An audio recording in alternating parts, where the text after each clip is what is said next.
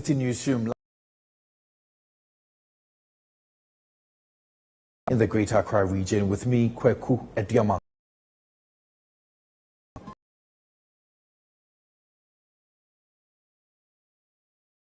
Into the upcoming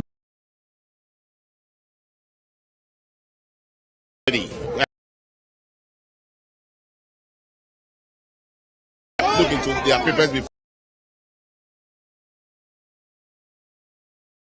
to pay more for film in the second pricing window. 50.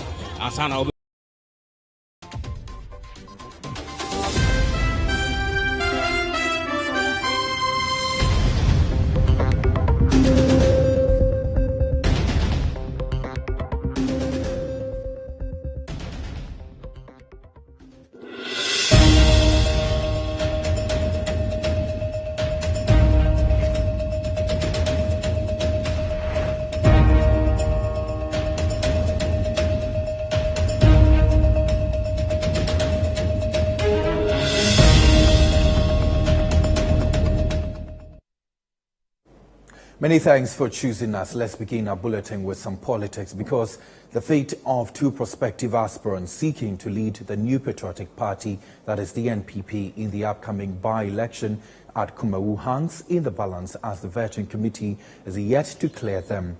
The committee, which will not disclose its reasons, says the issues are internal. Citi News' Ashanti regional correspondent Hafiz Tijani has more.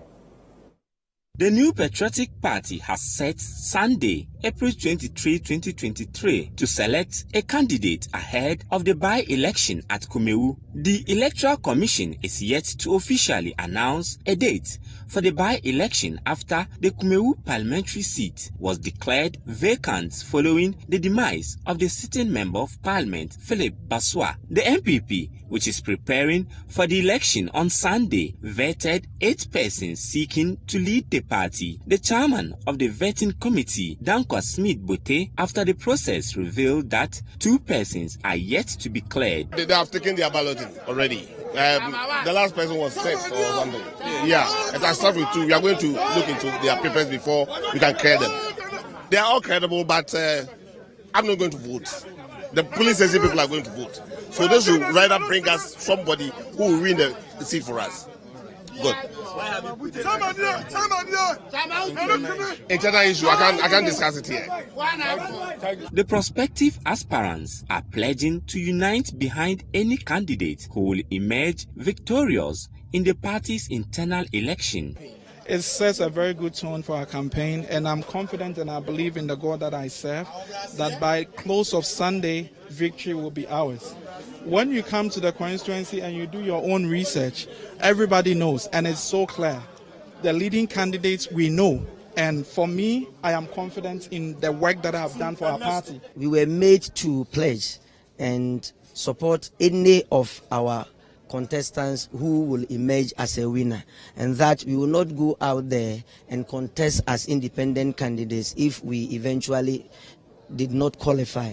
And also we will not go and support any other political party or any other independent candidate who does not belong to the party. I have not known any party apart from the NPP. Fundamentally, I was born into the NPP. I have passed through the ranks and file of the party to become the first vice chairman. I have never supported any independent candidates. And I promise, even if it does not go in my favor, I am still NPP forever. I follow NPP, and I'm a true patriot. I've signed the code of conduct. I mean, I'm a law-abiding citizen. So there is no way that I'll go against my party and my country. That explains you are hitting the ground running. Certainly. I've already started, and it's going very well. Like I said the last time, it is the residents themselves that brought me, and I know exactly what they want. And I know that they are the ones leading my campaign. They are the ones, obviously, talking to friends. They are doing the peer-to-peer. They are doing the engagements.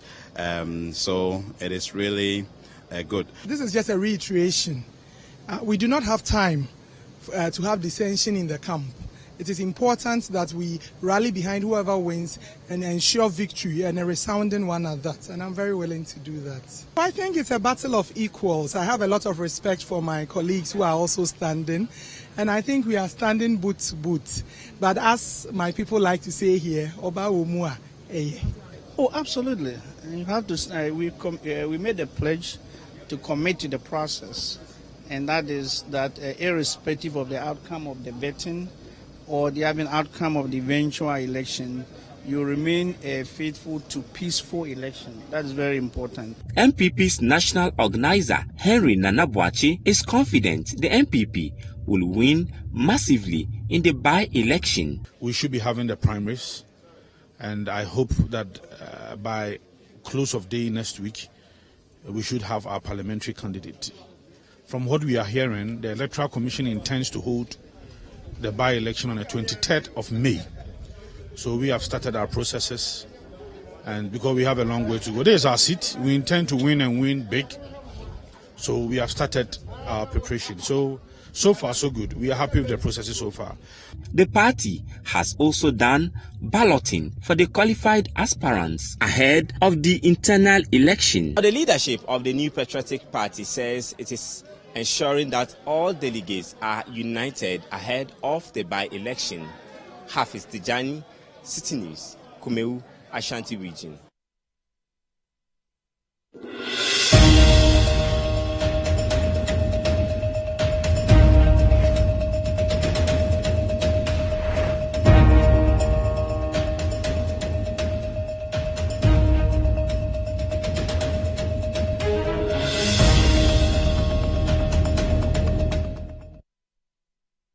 Let's bring you more stories. And the Minister for Chieftaincy and Religious Affairs, Stephen Asamoah, has assured the people of Bawku in the Upper East region that government will use legitimate means and the rule of law to resolve the protracted ethnic conflict in the area.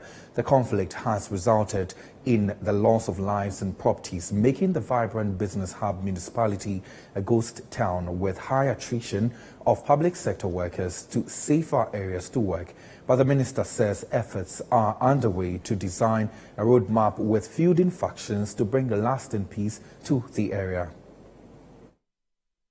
The protracted Bawku ethnic conflict has over the years claimed lives and caused destruction to property, running into thousands of Ghana cedis.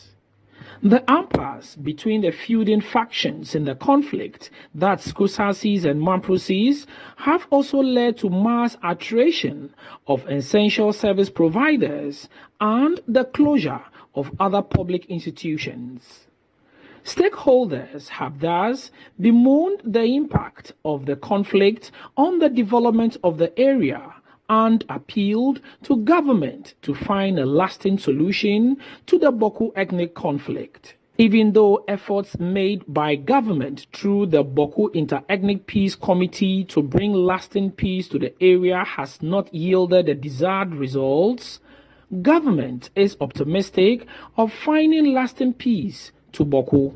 Speaking at the Bawku Nabas Palace on Saturday, April 15, 2023, during a working visit, Mr. Stephen Boateng reassured government's commitment to use dialogue and the rule of law in bringing lasting peace to Bawku. We believe in the rule of law. We believe in the rule of law. The number one job for any government, if you are worth a salt, is to maintain law and order. That's number one job. If you wake up in the morning, you must be free enough to do what you want to do. If you are healthy, which God will give you, and you have the ability to fend for yourself, it is the state's responsibility to protect you. And that I can assure you, and that is the assurance I can give you, law and order is always at the heart of government. And the rule of law is our belief, and we would pursue it and make sure that people are happy and people abide by the rule of law so that we can all live peacefully. And I know sometimes we have to go behind the scenes, and that's what I assure you. I'll go behind the scenes, we will do a private chat, and we will draw a roadmap. There would be a roadmap that we can all follow. I know there will be difficulties along the way. I know there will be challenges along the way. I know there will be compromises along the way. I know the core values will be protected so that you don't compromise too much too. So at the end of it, there will be peace, lasting peace. At the end of it, the nation will be one people with one common agenda. For his part, the paramount chief of the Kusag traditional area, Zugran Asigri Abogrago Azoka II, commended Mr. Stephen Boateng's visit to his traditional area and impressed on him to use his office to restore law and order in Bawku whilst working on lasting peace for the area. Meanwhile, the chieftaincy minister, Stephen Boateng, had earlier visited the overlord of Mamprugu, the Nairi, Na Boagu, Mohammed Abdullahi Sheriga, to discuss the roadmap in bringing lasting peace to Bawku. Now, consumers of petroleum products will from Monday begin to pay more for the products. This is because fuel prices are beginning to significantly increase as some oil marketing companies are upwardly adjusting the prices in the second pricing window in April. There is more in the following report by Citi News' Daniel Sakite and read to you by Hassan Ajuman. The first quarter of 2023 recorded significant drop in fuel prices at various pumps. According to analysts in the petroleum industry, this was due to the fall in crude prices on the international market. Government, however, insisted that a drop in prices at the pumps was as a result of the good for oil policy. But the consistent decline in fuel prices is beginning to change as Citi News checks at various outlets review upward adjustments. A litre of petrol, which sold at 12 cedis 65 pesos in the first pricing window at Total Energies, for instance, is now selling at 13 cedis 20 pesos, while diesel, which sold at 12 cedis 84 pesos, is also selling at 13 cedis 20 pesos. Some drivers who visited the pumps on Sunday were surprised to see the increase. They tell Citi News this will have a negative impact on their business. From Monday to Saturday, I'm to man, we have say at home. But it's a say, be a more per se, or more be a thing Ghana for you, say, or more we are, and I said, because we are your chrono, because and then Sunday party, I had 2 for my first out of 200, to say it's out of 250, and son over to me, I had Mapo. And as I say, I know, yeah, and 1 for 4 months, or fair no charge you more. Say no mutia first na sa na omutia man ntia maye driver for no ye ho kire da bia isi ye no adwuma na ye no enyina adwuma ye nyina ye top petrol o wi adwuma wi ko gya tank won agi 1.5 asa na o kwa yes ayi na o de be kofie ye wo families ye man ko school isi ya ntumi kofie kra bio ye da ka mu sa de na tie kofie bio because of for na of 20 ye ntumi kofie because kofie o ni ska ko ye wo fie. Fuel price is going up again. I think it's going to affect our sales. I don't know why the price is going up again. So we are begging the government to at least do something about it. Because if fuel price goes up again, I don't think it will help us. So we are begging the government to at least sustain the fuel price for now. When it was coming down, at least work was doing good. But now I don't know if it goes up to like 15 or 16, I think you have to stop the work because it won't help the work at all. The fuel price and the cost of fair any day and to sign a fair baby a journey. I just say a cost of kakra and sana yes or no, yet to me out to your fame. See a high effect here. The Chamber for Petroleum Consumers (COPEC), in an earlier statement predicting an increment in fuel prices in the second pricing window in April, said that this is as a result of crude price seeing a rise on the international market and a decline in depreciation of the local currency, amongst others. COPEC Executive Director Duncan Amoah has been speaking to Citi News on the development. When you speak to some of the OMCs, you get the indication that there could be also cross-pricing.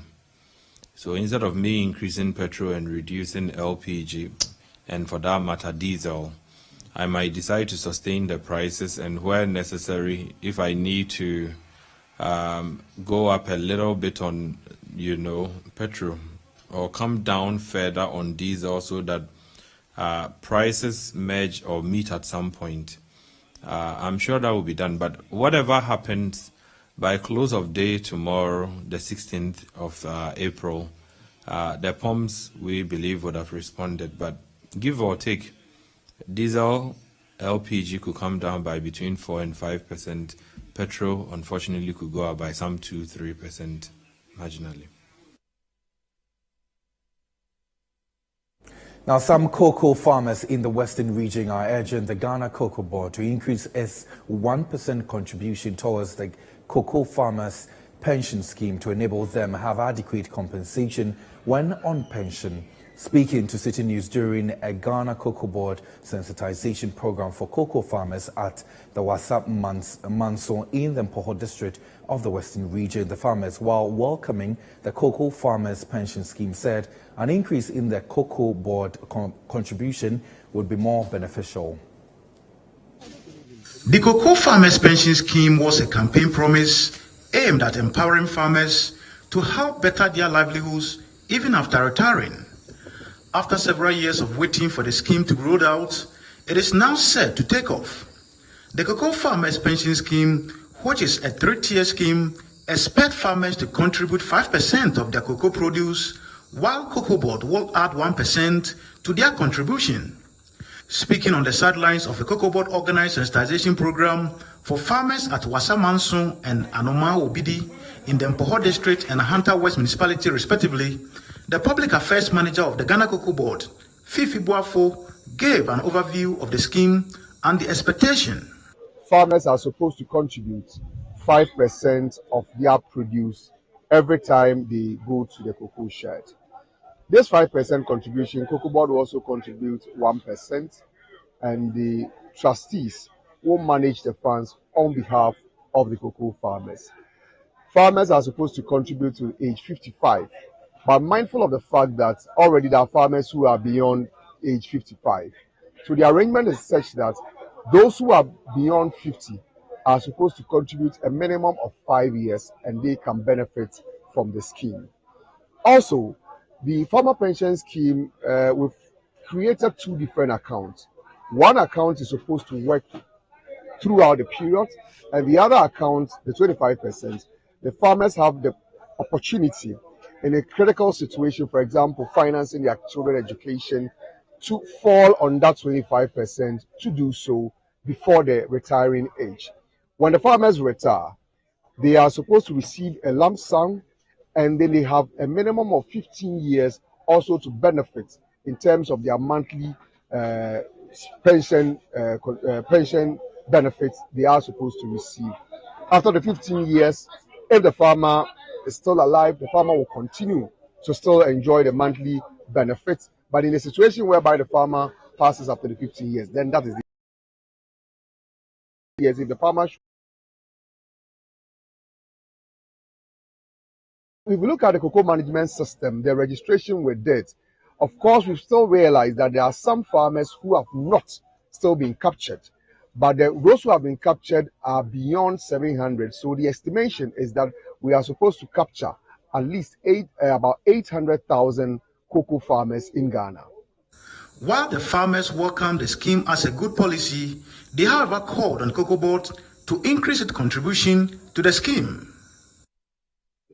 I feel happy for my friends because next 2 years by this time, my father will go for pension. And because the government have brought the pension pay scheme or everything, it will help my father. And even when he go and sell the cocoa, you get money, and also at the end of everything, the pension will help my father to even look after the siblings that are coming. So I'm happy. I appreciate what the government did, and I'm proud of the government. I hope this will continue to tilt. I'm glad that Cocoa Board has brought this pension scheme into existence. By God's grace, we have waited for long. We thank Cocoa Board executives that they have think about us and they have brought this pension scheme. For now, I think what I want them to do is that 1% that they will add, if they can increase it for us, because I will do my own that they are saying 5%, but I will extend it to about 15% so that I can enjoy a lot at the end of my 60 years or 55 years. The expectation of the Ghana Cocoa Board is that the measures that they have actually put in place for the cocoa sector to actually thrive will all yield the needed expectation. For Citi Newsroom, Western Region. You're still watching the Citi Newsroom here on Citi TV. Still ahead. We'll take you to Chereponi in the northern region, where 12 communities have been connected to the national electricity grid after years of living in darkness. We have details of this and other stories all coming up shortly. Do stay.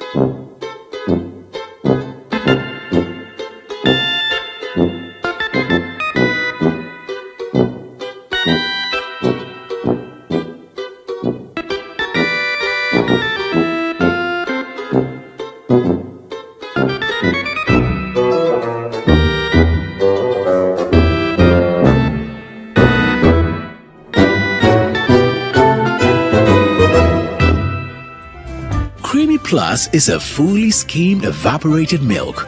Creamy Plus is available in a shop near you.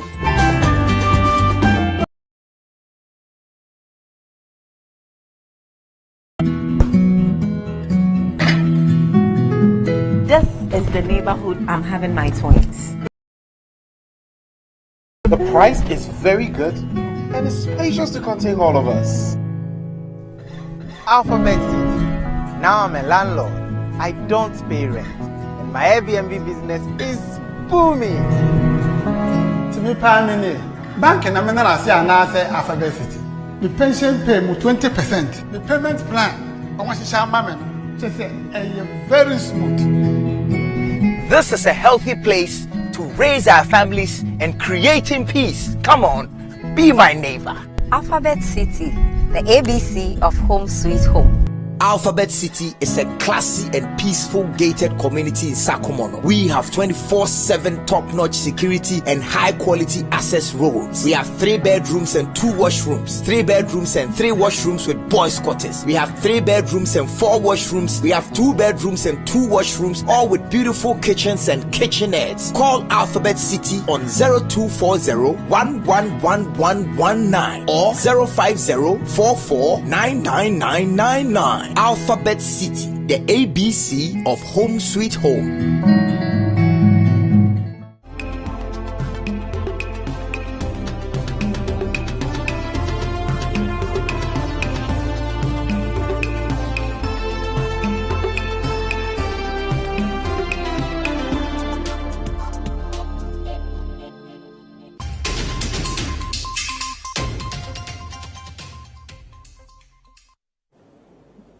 You're welcome back to the Citi Newsroom. In more stories, there was palpable excitement in some 12 communities in the Chereponi district of the Northeast region after they were connected to the national grid. For community members, the development, which was through the efforts of the Member of Parliament for the area, will positively impact their livelihoods. There's more in the following report by our Northeast regional correspondent, Mohammed Aminu M. Alabira. Electricity has become an integral part of our lives, and any community without power will obviously be impeded in its developmental efforts. This was the situation in some communities in the Chereponi district in the Northeast region. The communities were without electricity, and women especially were the most affected. Charging of mobile phones is also a big challenge. Charge the phones. The Member of Parliament for Chereponi also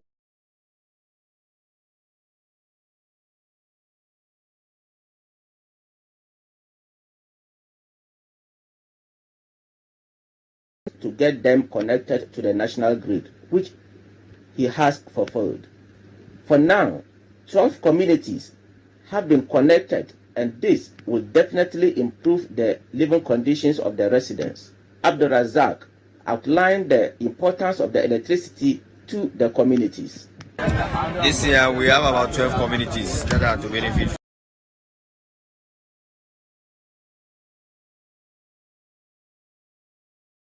And from here we are going to number 2, then Nandri and Penchi, before we go to Angor. Yes, we have handed over and commenced the place. We have commenced the place and handed over to the community.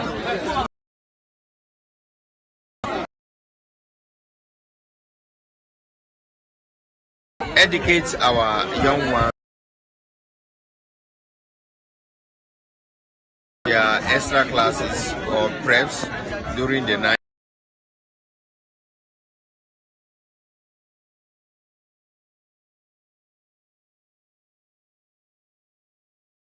Chill water as we are in the fasting or this Ramadan. Besides, most of our people here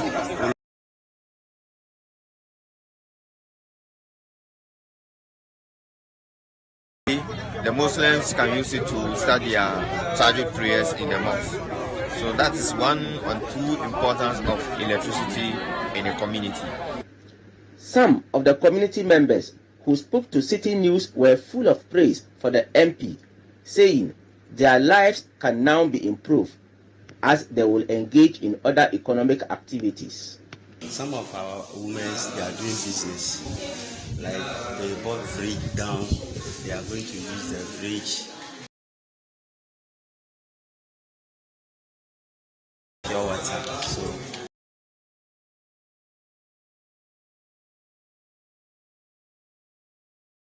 This is more by Fesa.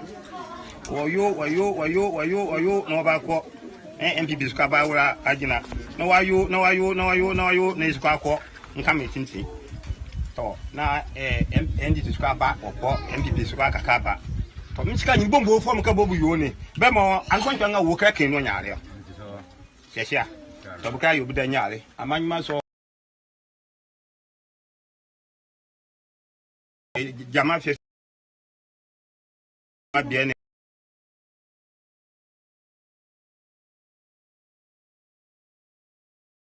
As they will no longer try.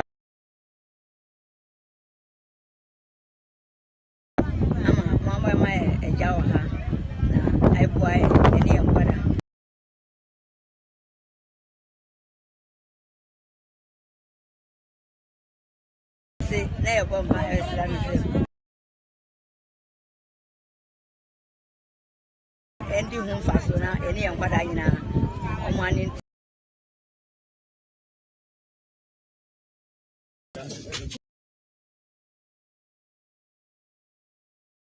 Kongo ejiwa hana nyame ya Kongo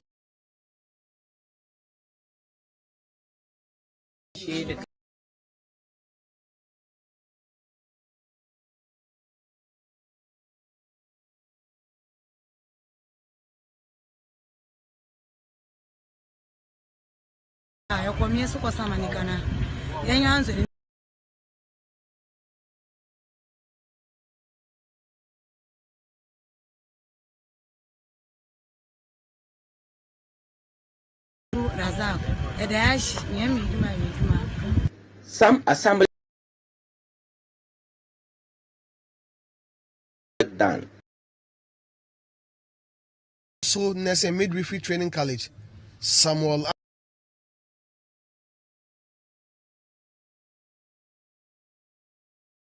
As a result of that, we have to rent some hostels outside for those that we cannot accommodate on campus to reside over there.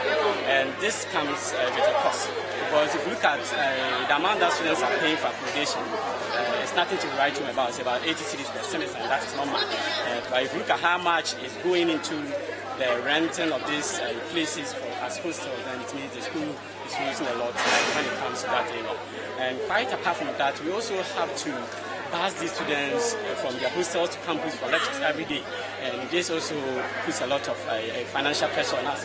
Even when we talk about the cost of fueling this bus.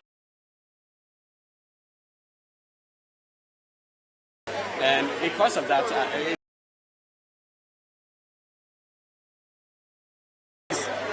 the students may be late for lectures, and it can also affect the monitoring of students. Because if the students are staying outside, it will be difficult for maybe the administration to monitor those students who are staying outside as compared to those who are on campus. Some of the students have been speaking on the issue. We have deficit infrastructure on campus. Because of that, we have a lot of students staying outside. Even those on campus, because the rooms are very small, the students are congested in the room. Imagine the space in the room, and you have more than 20 students in one room, which is making the student very uncomfortable on the campus. And as I already said, we have deficit infrastructure on the campus, especially dormitories. We have more than half of the students staying outside. If you go to the boys' hostels, the girls' hostels, it's the same issue everywhere. Because of that, it's normally waste the time students come on campus for studies.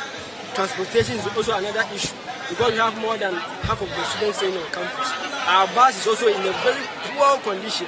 Sometimes it is time for classes to begin, and we have the bus not able to convey the students from outside to campus, making classes very difficult for students sometimes. One of the difficulties with the students are facing currently also in MCC is in terms of accommodation. We are facing a lot of challenges. To be frank, even monitoring of the students by the teachers is very difficult, since some of the students are very far from campus. Even monitoring of them becomes very difficult, and coming to school early is also one of the problems that we are facing. Because we are supposed to be in class at 7:30 a.m. and looking at the distance from our various campus, from our various hostels to campus, it's very far. So we appeal to the government and all NGOs and stakeholders to come to our aid to help us build hostel facilities for the students. Samuel Ansu Frimpong tells Citi News steps the management of the institution has taken to improve student accommodation. He also called on the Citi North Municipal Assembly to complete a student accommodation project it has started but has stalled.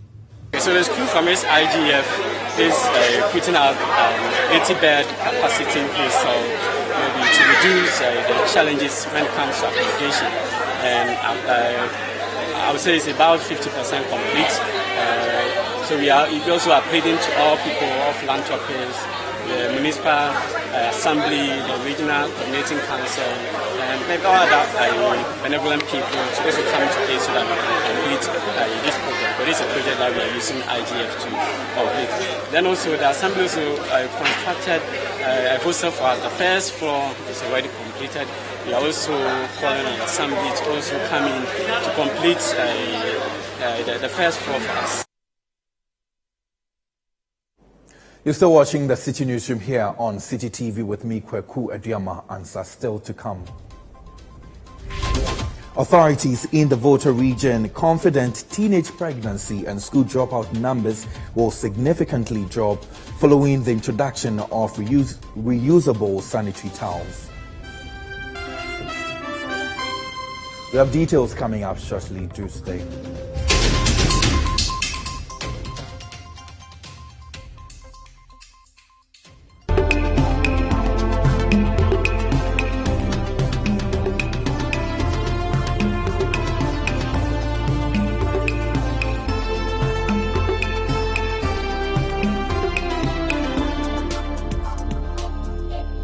Finally, anyone can become a household.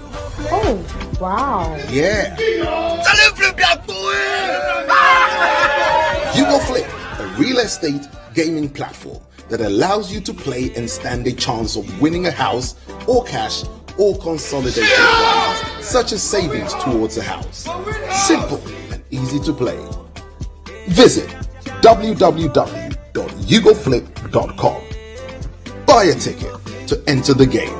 Wait for the end of the game to enjoy the win. Anyone can win. Flip it or own it. You Go Flip. This advertisement has been vetted and approved by the Gaming Commission of Ghana. Play responsibly, not for persons below 18 years, and gaming can be addictive.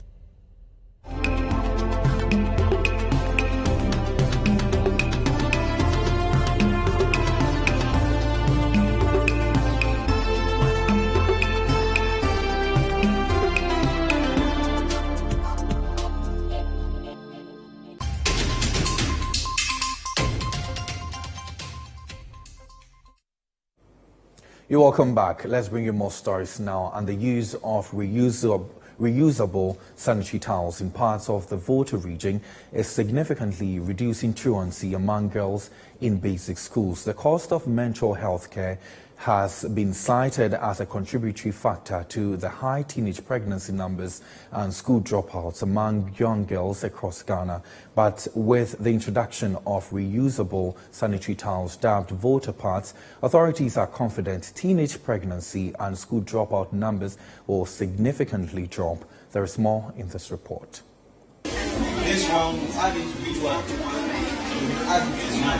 Education in the Volta region of Ghana is greatly challenged by a number of issues, including accessibility and the lack of infrastructure, forcing children of school-going ages to walk several miles to access education in sometimes very dilapidated or non-existent classroom facilities.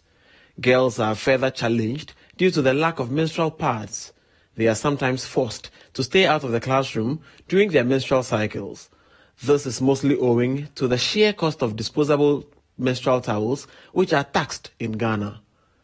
A UNESCO report estimates that 1 in 10 girls in sub-Saharan Africa misses school during their menstrual cycle. The report further suggests that many girls drop out of school altogether once they begin menstruating.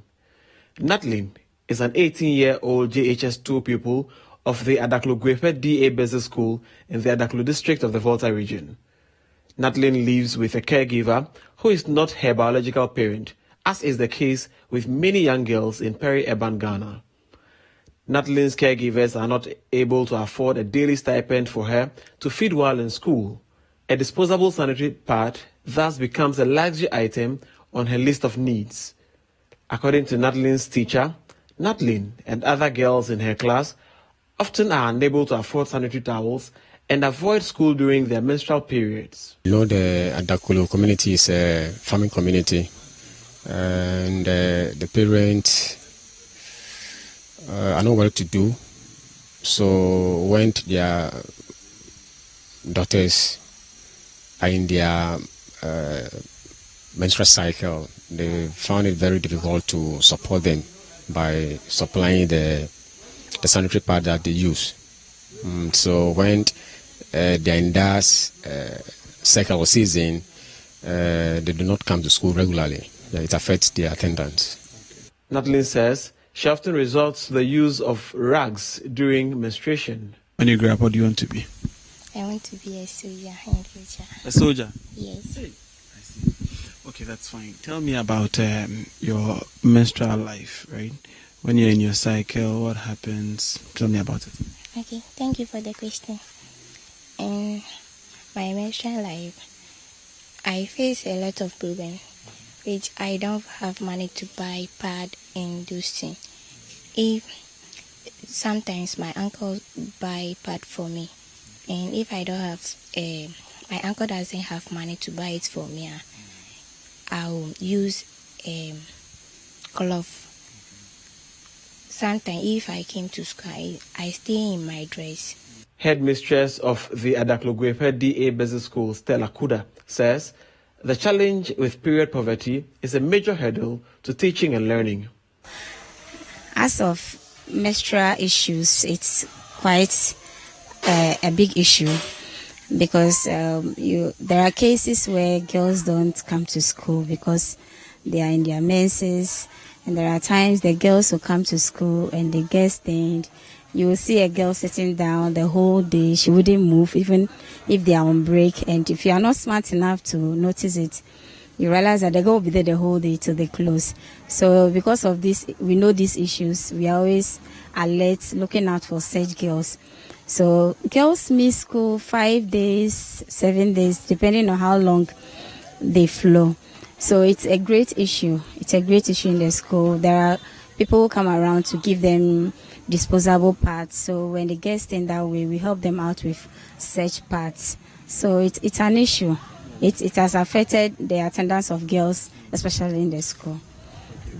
About a month ago, the Midwifery Foundation, which produces Ghana's only reusable sanitary towels in collaboration with a New York university, donated the reusable towels to the girls as part of their corporate social responsibility. Mr. Hubert Agboklu says truancy amongst his female students has reduced drastically. Yes, parts have been given out to them, and that has changed a lot in their life because I've realized that it increased the attendance rate in the school, and you also always see them happy because they know that when they are in that cycle, there's hope for them. So that boosts their morale. Yeah. So young girls in the Adaklogwepe DAJHS say that they are able to show up in school even when they are going through their menstrual cycles because of the reusable sanitary towels that have been donated to them by friends of Adaklu. And this sanitary pad is being produced here in the Volta region, dubbed Volta Pad, standardized by the Ghana Standards Authority.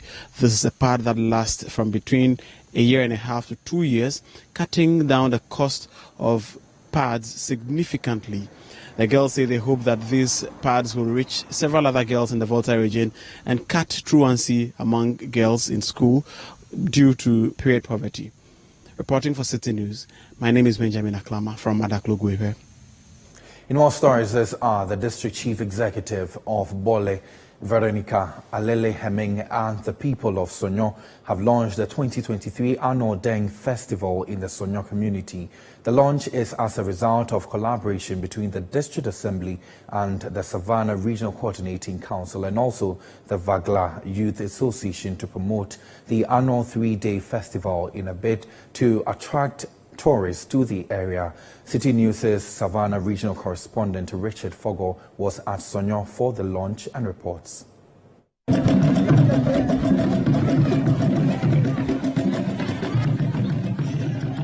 The annual Deng Festival at Sonyo in the Bole district of the Savannah region is a melting point of the beauty of the multi-ethnicity of the Gonja state, where many of the Gonja tribes meet at Sonyo to perform a traditional rite of sacrifices to their powerful aid deity, known as Sonyo Kipo. The Deng Festival brings the indigenous tribes of Vagla, Safalaba, Chorba, and Nome together with their sister tribes as well as other tribes within Ghana and beyond. Thousands of people from within and outside the Savannah region troop to Sonyo for the 3-day festival each year. The festival is also a means to enhance tourism in the Savannah region of Ghana. The festival has a rabbit hunting event known as Wori, which is the version of the Abuachere among the Ifutu people of the central region of Ghana. It is believed that the Savannah region of the north is free from witches' camps due to the cleansing power of the Sonyo Kipo, which neutralizes the powers of witches and wizards. To promote the festival,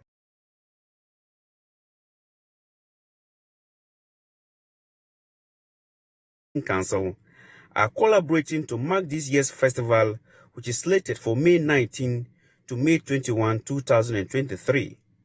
Speaking at the launch of the festival at Sonyo, the District Chief Executive for Bole, Veronica Aleleheming, said the celebration of this year's festival will promote tourism and bring all sons and daughters of the area together to foster peace and development. The celebration of this year's festival will project the tourism potential of the area, as well as bring all far and near citizens of Sonyo traditional area together to foster peace among the natives. Mr. Chairman, Dr. General, ladies and gentlemen,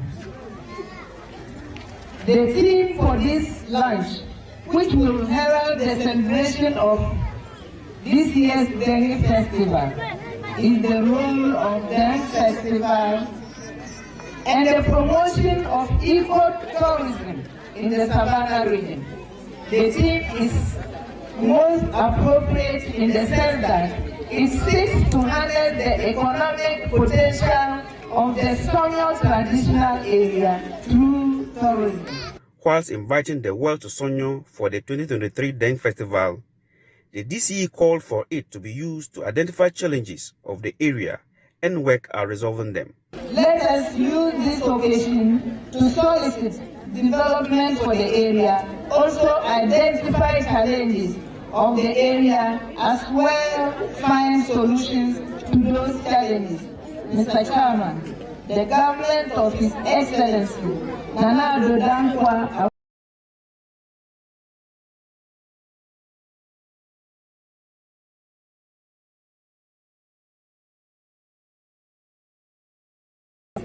which has yielded some results. For example, the year of return alone has brought in over thousands of all walks of life into the country, and this has generated foreign exchange for Ghana.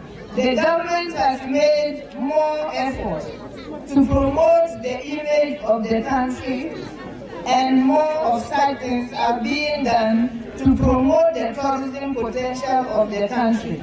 The president of the Vagla Youth Association, Azengmango, said the Dengue Festival is an avenue to showcase the rich culture of the area and underscored its importance.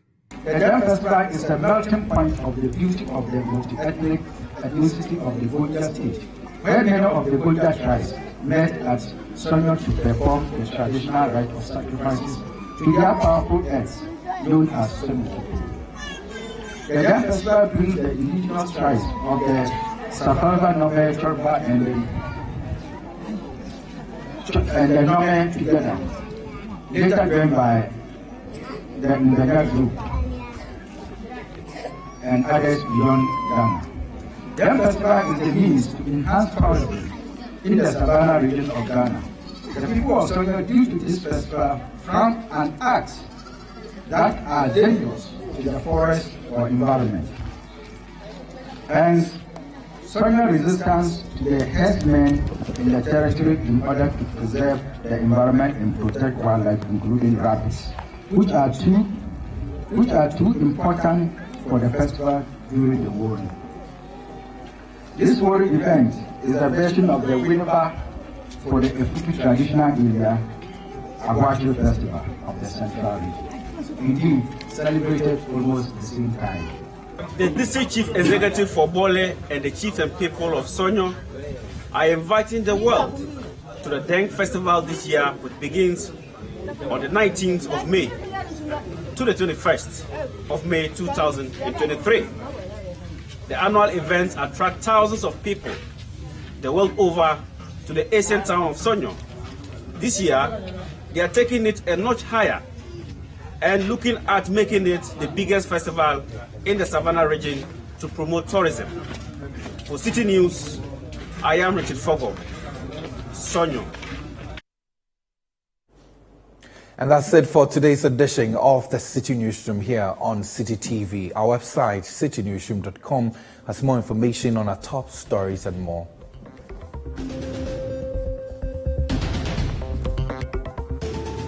Subscribe to CityTube on YouTube for more exclusive video content from Citi TV. You can also watch Citi TV on DSTV channel 363 and on Go TV channel 182. My name is Kwaku Aduamah Ansah. Many thanks for your company.